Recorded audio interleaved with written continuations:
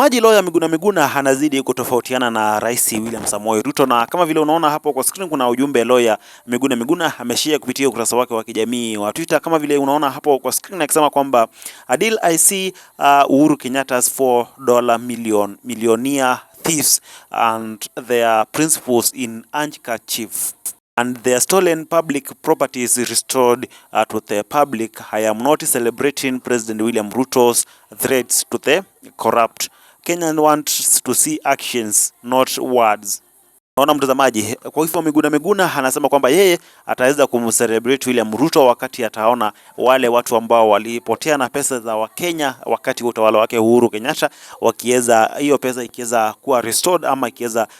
kurudishwa, hapo ndio atasema kwamba William Ruto anafanya kazi, kwa sababu alisema kwamba atadili na watu ambao wako corrupt, lakini